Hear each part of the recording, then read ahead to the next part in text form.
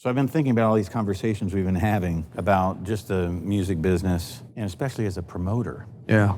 Why did you ever think you could do it? I was too young and naive to know what I was getting into. Man, I knew nothing about business. When Gary Wolf said to me, yeah, good luck, there's been 7 people who have tried in that building, good luck. I was confident, but I was naive. I would have never have attempted what I attempted if I knew what I knew now. The hurdle's too big. Nobody's ever taken on Jules Belkin and survived.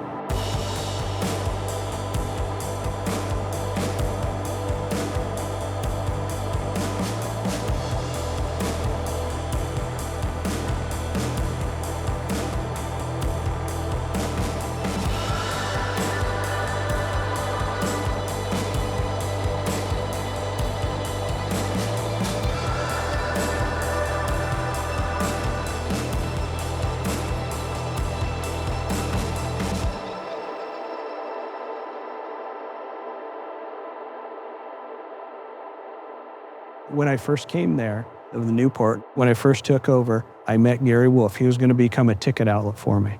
And he was like, there's been 7 guys who have come in and nobody's made this building work. It's just a matter of time till you're gone. He had no confidence that anybody could make that building work. And then after we did, he was a friendly guy. I always got along with him. When I came into the market and took over the Agora and turned into the Newport Music Hall, Jules Belkin of Belkin Productions controlled Ohio. He did everything at Vets Memorial, the Coliseum here. He did everything in Cincinnati, Dayton, Cleveland, Toledo. Ohio was Belkin Productions, and nobody had ever been able to break that. The only way I was able to break it was I got my hands on the #1 rock club in Columbus, the Agora. So that's how I was able to finally break in and spread out and survive against Jules Belkin God. Every spring we would jam at the Newport and every fall. But the kids, Ohio State would shut down, and it meant something back then. It doesn't mean anything now because Columbus is so big. But back then it meant you'd lose all your people, your concert goers. So I'd lose all this money every summer. I brought in David Falkman as my vice president. And he and I and our girlfriends went on vacation in Jamaica. So I was laying on the beach. I turned to him and I said, we're going to build an outdoor amphitheater. That's the key. We got to build a Deer Creek. So when we got back from Jamaica is when I drove over and met with Dave. It was killing us. You know, it was sucking all of our money out in the summers. So that's where the idea of we got to build an outdoor amphitheater. And Columbus wasn't on the map at all for concerts. You either went to Blossom in Cleveland or you went to Riverbend in Cincinnati. You skipped over Columbus. Columbus wasn't a concert market at all. You had the Agora, you had Vets Memorial, and you had the Coliseum out at the fairgrounds. That's it. The 2 main markets in Ohio were Cleveland and Cincinnati. And then I talked Sunshine into bringing Jules Belkin into the mix because he was doing shows out at Buckeye Lake, and we didn't want that competitor. So those 2 hated each other because Sunshine had Indianapolis, Jules had Ohio. It was a turf war. For me, bringing Sunshine into Columbus was not a good thing. So I had to convince Sunshine to bring Jules in. Once we built Polaris and you had the 18,000-seater and it was brand new, we started getting a lot of those big tours. It took 7 years to get the Polaris Amphitheater built. And the reason for that is it took 5 different locations to go through to finally get it built. We started out at the fairgrounds and we had to negotiate with the state. We brought in Rodney Ackerman from Pace. It was Dave Lucas and I, and Steve Simbesma, Dave Lucas's partner. The 3 of us with Rodney Ackerman went and met with the state, tried to get a deal to put it at the fairgrounds. Didn't work out. Then I think our second shot was downtown. I tried to get the city, Ben Espy, met with him several times. I tried to get the car impound lot moved out of German Village so we could build it there. We got too much pushback from neighbors on traffic and potential noise. Third shot was Beulah Park. We met with Charlie Ruma. We were where he had done Capitol Music Center. We wanted to build it down there. We even gave him a $100,000 deposit, which we never got back. So we went into the council and they turned us down. So we didn't get the zoning to do it there. Then I met with Richard Solov. He had land up off of 36 north, way north. I was the one of the group who kept saying, you got to do this north or east, not south or west. So I went and looked at this land way out there off of 36, 37, $5,000 an acre. So it would have been perfect. But then Bob Eckel called me, the Polaris guy, and said, Scott, I'm building an off-ramp. I'll sell you 83 acres for $50,000 an acre, $4.1 million. So it was a lot more than what Richard Solov was looking for, but it was ideal location. North of Columbus, right off an off-ramp, and nothing else was up there. So we bought 83 acres, $4.1 million. Finally, that was our 5th site, our 7th year. We're finally getting ready to open, and our opening act was gonna be the Moody Blues on a Friday. We had gravel parking, and then we had the closest stuff was paved. If you remember when you came into Polaris, you had paved and then you had grass and gravel. We had to put down this chemical before you paved it. We put down the chemical and we had a flash flood, washed the water into the Westerville water supply, and I got sued by Westerville. And we couldn't do the show that first Friday night. So Moody Blues was gonna be our first night. We had to push them a week away, and our opening show ended up being Billy Ray Cyrus. So I did him in 1993 when Achy Breaky was on fire, that single. So we have Billy Ray coming to the fair. This is 1993. Achy Breaky is, it just hit. Yeah, big. Just hit big. 2 shows in one night on a Sunday. He comes in on a Saturday night at like 3 in the morning. David Fockman picks him up at the airport, drives him to the Hyatt, drops him off at the wrong Hyatt, and leaves. Billy Ray has the #1 single in the nation, and he's walking through downtown Columbus trying to find the other Hyatt. I've always gotten on Fockman about that. You never made mistakes. You left Billy Ray at the wrong place. To see the growth, people forget Promowest was instrumental. I mean, they were the main player in getting Polaris, our amphitheater, and put that Polaris deal basically together. And I mean, that was, I don't know how many millions of dollars back in the day. And it's so missed. You have no idea how many people harken back. And I remember that first season, everyone still talks about it. And then the pictures online about, that it's all spray painted, all the seats are torn out and the weeds growing up. But it was such a big deal for so many people, and they miss it to this day. I mean, I remember 1994 is when it first opened, and they gave us a framed picture that had every concert ticket Every from ticket, every show there. Yeah. That was the coolest thing.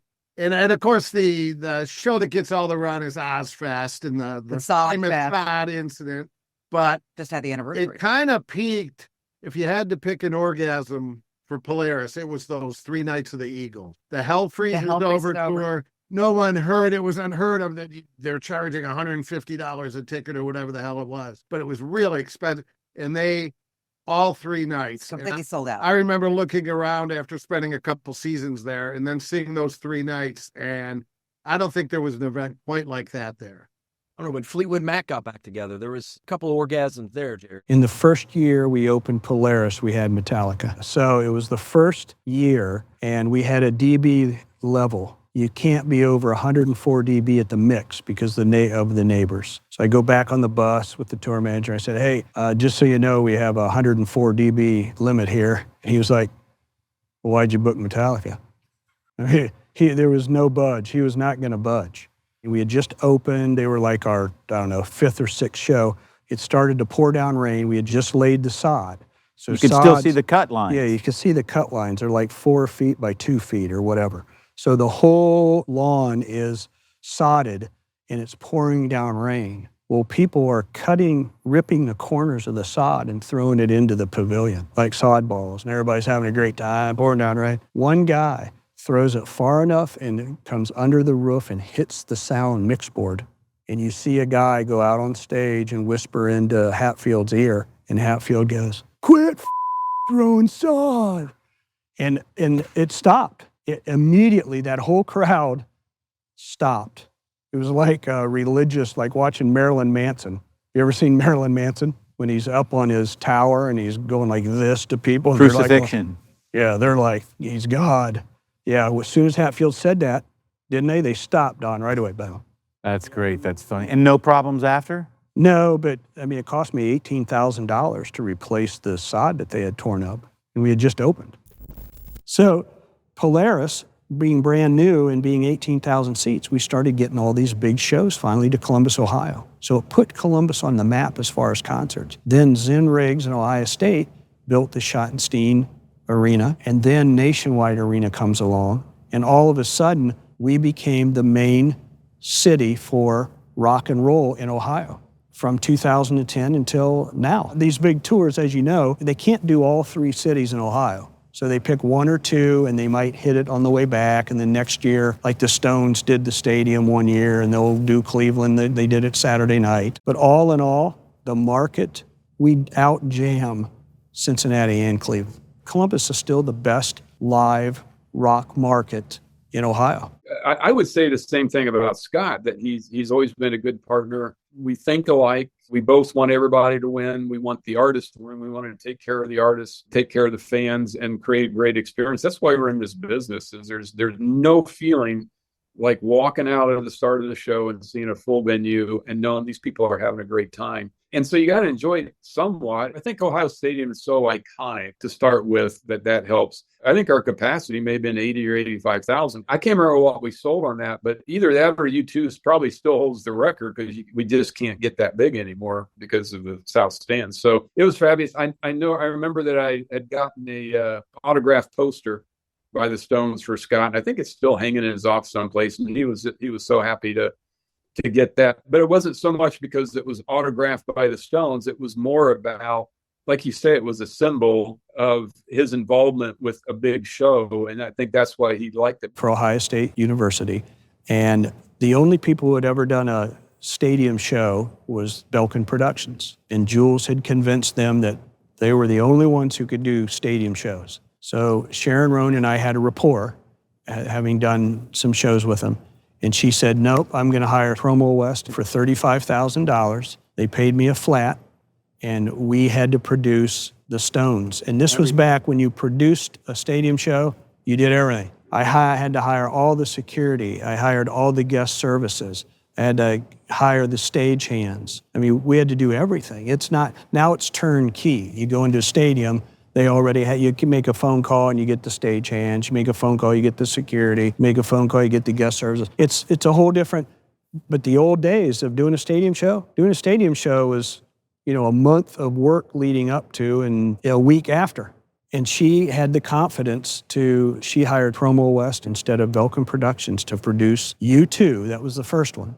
And that one went so well, they hired us to do the Stones, and then they hired us to do George Strait. So we did 3 stadium shows. And then the Stones were in September of '97. And that's where I met Zen Riggs. He's a great guy. When we do shows at the arena, you deal with Zen or Mike Gatto. They're both great people. And if you have an issue, they'll step up to the plate because they control all the ancillaries. They've been great partners. So 1997, we were doing the Rolling Stones Bridges to Babylon tour, Ohio State Stadium, and Scott was the integral part of producing that show. And, I tried to latch on to anybody and everybody I knew, just to try to, see what they're doing, see how they're doing it and stuff like that. And I really got a lot of education and kind of latched on to Jake Berry a little bit, who's a legendary touring guy with the Stones. I had said that, I was going to get out to California, hopefully. And he said, if you're out there, I'd love to have you on the crew and the team and stuff like that. So I went to Scott at the time and I said, look, I got an opportunity to go out to California. What do you suggest I do? Scott's like, if you can get a job or an internship with Bill Graham Presents, it'll change your life. And then he basically handed me the book, Bill Graham Presents. And I started reading the book. Actually, I'm ashamed to say, but it's the only book I've ever read front to back. And I hopped a flight out to San Francisco with no job, no internship, and no further contact with anybody from the Stones or anything. So I took kind of a leap of faith out there. I'd make some phone calls. So there I was in San Francisco. That was kind of my internship with Bill Graham. And I was out there a little over a year. I ended up doing a bunch of shows like with Motley Crue and Offspring and just up and down the West Coast, the Cow Palace, and got to do a lot of shows at the Fillmore. And I was just like, oh my God, this is a dream. So again, long story short, I came back wanting to work, from San Francisco, wanting to work for Promowest badly. I really got a real baptism by fire.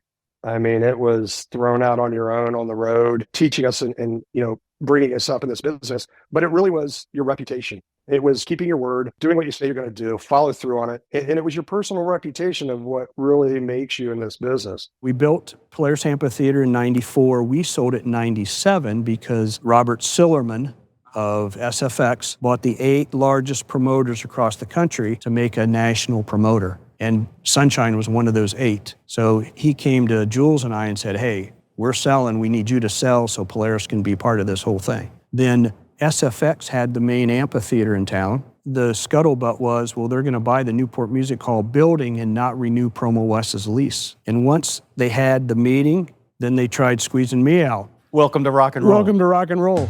The concept that he came up with, that was a genius moment. Since man brought music inside, that concept has been available and Scott was one to figure it out. It's my favorite concert venue in the world. Who would have thought that where they are right now would be kind of the center of everything entertainment in Columbus? It's a great size, that boutique amphitheater. You need about 2,000, 2,500 people to like really get all 8 cylinders of a rock and roll show to go. Like just enough roar from the audience. I thought, you know what, they're going to have the main rock club and the main amphitheater. I'm going to be cut out of Columbus, Ohio. So on my yellow pad that you've seen, I designed, I need a bigger Newport Music Hall and I need a smaller Polaris.